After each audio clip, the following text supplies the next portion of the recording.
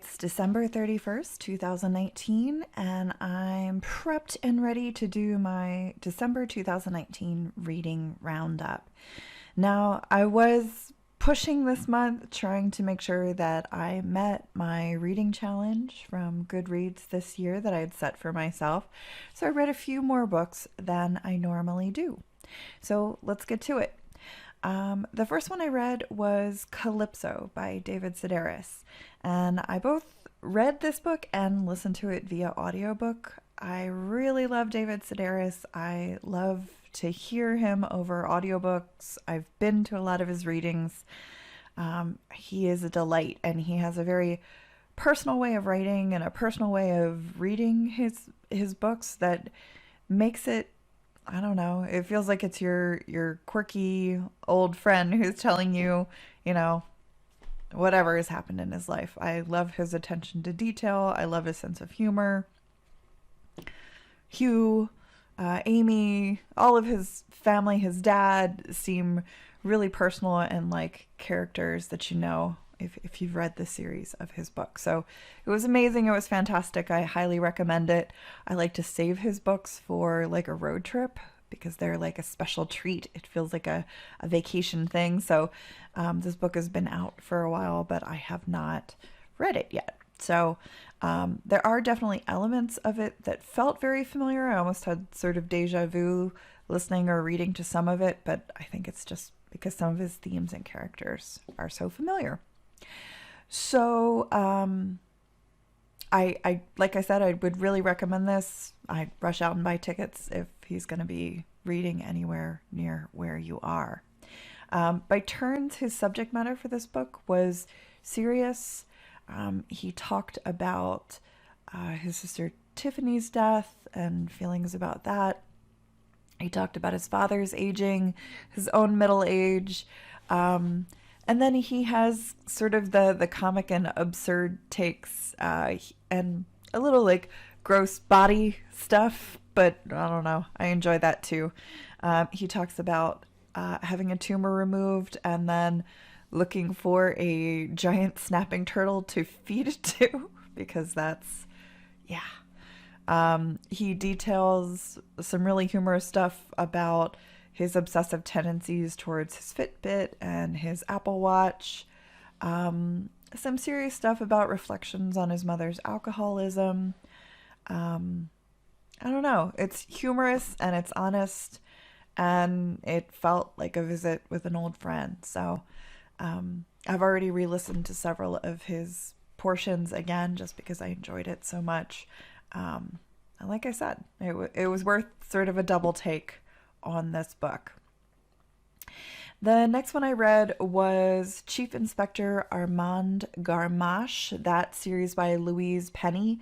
I read number 12 in the series called A Great Reckoning, which is a more recent one. And in full disclosure, I have read these books sort of out of order. I sort of pick them up and drop them. I found this one at a used bookstore while I was on vacation, and I bought it for the train ride home because I hate being anywhere where, I don't have plenty of reading material while I'm traveling. And I love this series because the world that Louise Penny creates is just, I don't know, so hopeful, and her character, Chief Inspector Armand Gamache, is just such a good person, and Three Pines, where the book is generally centered around, also seems like a really hopeful and kind place. And again, it's like you get to know the characters so that they feel like you're friends as well. So it's strange to say for a murder mystery, but I find this series to be like stepping into a warm bath. It's just comforting and relaxing. And even though you see murder and mystery and treachery of humans, you also see a really warm and good side. So for this particular book, Gamache is taking on cleaning out the Sûreté Academy of Students, so sort of like the police academy, so to speak. Continues to find treachery in the ranks, and then a murder occurs that is unexpectedly linked to Three Pines. So you'll see your favorite characters that you're used to from Three Pines and some new ones as well. So, like I said, I kind of pick these up and read them out of order, but actually reading this one, it was, I just enjoyed it so much that I decided to go back and revisit the series. So I actually read several in the series this month. So, unsurprisingly, the next book I read was another one from this series. I went back and looked up and wrote down sort of the order of the series, and I was pretty sure that I read the first one, Still Life, so I tackled the second one, which is called A Fatal Grace, again by Louise Penny. And so I had decided to start filling in the blanks, and it's kind of hard when you do that, especially if you've read a later book. You definitely do have sort of the omnipotent knowledge of some of the things that are going to come across, but it is interesting to see how they develop. So it almost feels like you have like a secret from your friends. But knowing some of the later character development that occurs didn't keep me from enjoying this book. The cold is a really rich character in A Fatal Grace, which I think is something that actually is in a lot of the books that talks about the extreme weather of the place. And it sort of plays foil to the warmth of the chief inspector, who thaws each scene with kindness and wisdom. He's your noble and honorable pop-up, righting wrongs and treating people with respect and mercy. I guessed some of the factors involved in this particular murder early on, but it didn't stop me from enjoying the nuance and the unfolding of the story. So I guess that doesn't give a whole lot away, but it's a good one. I would recommend it. I believe Goodreads gives it a 4.11, which is, I'd go with that. That sounds right. Next one is Future Home of the Living God by Louise Erdrich.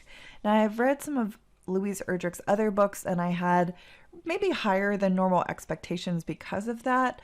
I believe Stones from the River is the one that I read most recently, which is a really good book. Goodreads gives this a 3.54. And again, as I was preparing for a trip, I like to have kind of a couple audiobooks in my pocket. So I borrowed this one via the Libby app from my local library. And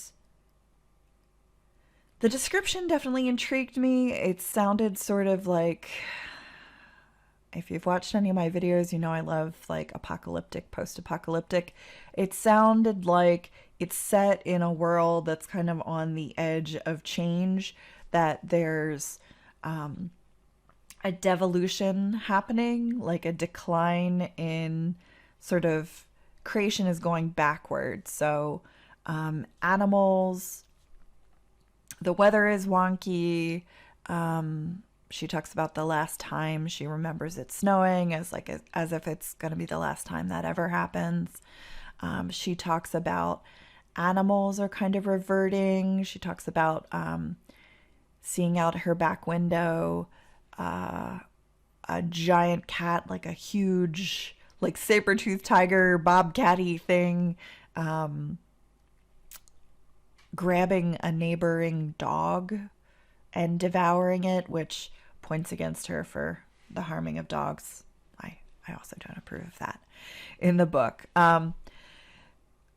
So that was really interesting and intriguing to me. It also definitely had tones of The Handmaid's Tale. And it's hard to talk about this book without referencing Margaret Atwood's The Handmaid's Tale, which is an amazing book. It's been around for a long time, and recently had popularity because they made this series out of it that was very good as well. So parts of this work, especially the latter half, that deals with a moralizing fundamentalist government seizing women and prioritizing their fertility in the name of a new morality, seems heavily derivative of The Handmaid's Tale. So like in The Handmaid's Tale, There's weirdness going on with fertility. There's a high mortality rate for women who are pregnant, giving birth, and for the babies. So the government begins squeezing and squeezing in on women, looking to take possession, imprison, and then continuing to impregnate fertile and pregnant women. What seems underdeveloped in the book is the portion that was most intriguing to me, the part about creation devolving. She kind of sees things happening and she'll remark upon some of them, but there's not a ton of sort of explanation about why that's happening, which would be very interesting to me. I think that was probably one of the most interesting concepts, and I wish I learned more about that, the why and the how, as it was occurring. The book is in the form of diary entries, so I think that's part of the reason that some of it just seemed very sort of meandering, dreamlike. There's dream stuff in it. It's written as if she's writing it to her child. And honestly, after a while, it was a bit of a slog to get through, which is hard when it's an audiobook. It's not like you can skim ahead like if you have a part copy. But so for me, the promise of the description was lost in what felt like a very long road. So Goodreads gave it a 3.54. I don't think it was even that high up on the scale for me. I don't know that I would recommend it. I thought, like I said, the concepts were interesting. It follows a woman. The protagonist is a woman named Cedar, a young woman who's pregnant. She's the adoptive daughter of some educated, sort of left-wing, very liberal parents, and her seeks out her biological mother, who's a Native woman. So, yeah. Enough on that.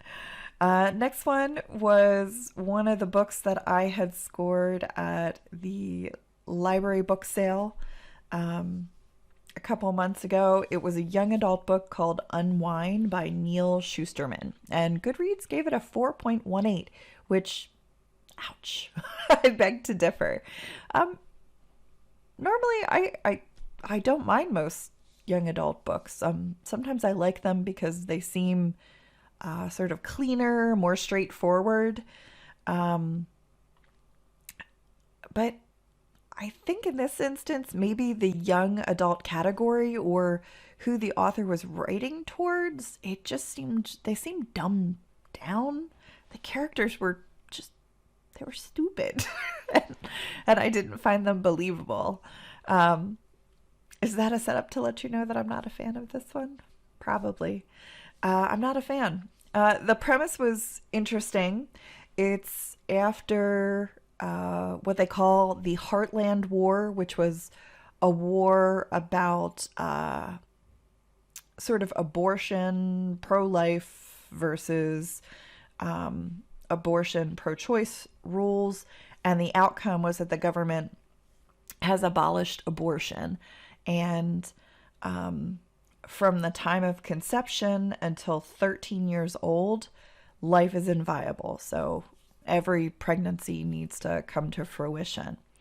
But at the age of 13, the guardians or parents from 13 to 18 can decide if they choose to have their children unwound, i.e., undergo a surgical process in which all of their body parts are, from skin to blood to organs to bones, are added to banks or given to donors or sold.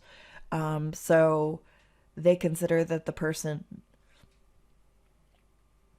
in their individual parts continues to live on. Nothing can be wasted, but the individual themselves is gone. So that's an interesting idea. It also has brought about some interesting scenarios in which, because everybody has all of these babies rushing in to the world, and many of them are not wanted or not planned. So people can stork babies, which is you can drop a baby on a doorstep, and whoever finds it is required by law to take possession of it and treat it as their child and follow the same, until they're 13, and then can make a decision what they want to do with it. So the concept was really interesting. Once a parent or guardian signs up for their child to be unwound, it's a done deal. They can't go back on it if they change their mind. So you follow several characters who, for various reasons, either they're troublesome kids or they're wards of the state, are signed up to be unwound because they aren't talented enough, or they're troublemakers, or in one instance, from a religious family, they set aside a child to be tithed, to be given to be unwound. And all of these kids are on the run trying to escape this fate. So, again, I thought the premise was really interesting. I wasn't crazy about the characters. That was most of it. I thought they did stupid things. And then there are also some of the sketchy details, like supposedly the people who get possession of some of these bits and pieces and parts, like hands and, in one instance, part of a brain, have the intrusion of those parts retaining personality. So that, for some reason, that was a little bit too much magical realism for me, and I was not. You lost me there. The next book I read was A Place in the Country by Shaine Cunningham, and Goodreads gives that a 3.83. And I liked this one. I actually read it, I think, in just a day. My favorite parts of the book were the descriptions. It's a memoir. Were the descriptions of the author's earlier life. She was orphaned young and then raised by her two bachelor uncles. And I was so happy to hear when I looked a little more further into the book that there actually is a first memoir that Shaine Cunningham wrote called Sleeping Arrangements that I've added to my want to read list. Her descriptions of her place in the country. She lives primarily in New York, but she gets a home in the country, are really bucolic. Her home, I should say, is it's not a little place in the country like you might think. It's a huge multi-room. It used to be an inn. It has many acres, outbuildings, etc. It's outside the scope of what most people would have as a primary residence. So that she is kind of in a different, maybe, economic class than many people. But regardless, it was really enjoyable to hear the appreciation, read the descriptions of her home and the property, and then just to kind of learn about her neighbors, the folks who sold her the house, who are English nobility, were really interesting. The dairy farm neighboring, and her sort of outsized love for the cows that were also in the pasture beside her. It was also really interesting to hear about the two children that she adopted. Like I said, I liked it. It was a nice escape, and I am interested in reading the first book as well. Next one I read was another one in the Armand Garmache series. It's The Cruelest Month, which was number 3. It got a 4.15 according to Goodreads. I'm really on a roll with Armand this month. This wasn't my favorite of those I read, and it might have been because I had a really strong sense of deja vu again reading this, where I'm not sure if I read this one previously, which it's fine if I did. Or if it's just because all the characters are so familiar, the place is so familiar in Three Pines, or I totally could have read this before. It was published in 2007, which gives it a lot of time where I wouldn't have been tracking my Goodreads books yet. So it didn't come up when I looked at it as something I'd read. So it must have been years ago if I did read it. Regardless, it was a twisting and turning mystery, revisiting the trying Agent Nickel and my normal favorites from Three Pines, Gabri, Ruth, Myrna, and the lot. I felt like there was a lot of foreshadowing. And again, because I've read them out of order, I know some of the things to come. Like I know Peter Morrow, he's going to turn out to be a baddie. So there's definitely some setup in that regarding that he's a troubled character, sort of undermining his wife Clara. And I believe something happens with the grocer, Monsieur Bellevue. I don't know if I'm pronouncing that right, but the grocer in it as well. Like I could see that he's going to be revisited later as well. Anyway, worth reading. I don't know that I would necessarily put it as high as the 4.15 that Goodreads did, but I still was enjoying it. Finally, the last one that I finished, and I just finished it up today, like I said, that push to meet my Goodreads goal, was one that has been in my currently reading for months. It's Hallelujah Anyway, Rediscovering Mercy by Anne Lamott.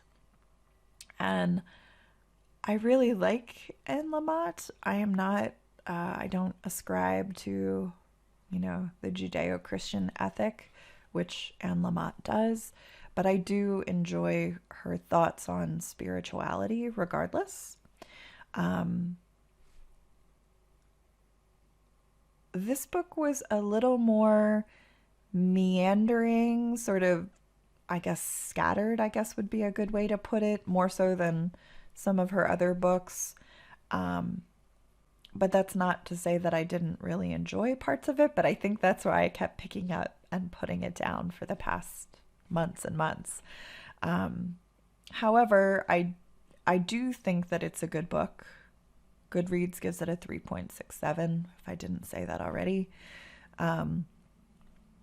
She says, mercy is radical kindness and a buffer from terror and loneliness should we extend it to ourselves and others. So even with sort of my comment that it's meandering and scattered, I think the warmth and humanity that is characteristic in Anne Lamott's books was definitely here too, along with her advice about kindness and forgiveness, both for ourselves and others. And it was a pretty solid way to end 2019 and look ahead with hope to 2020. So thanks for listening. Have a great New Year's Eve.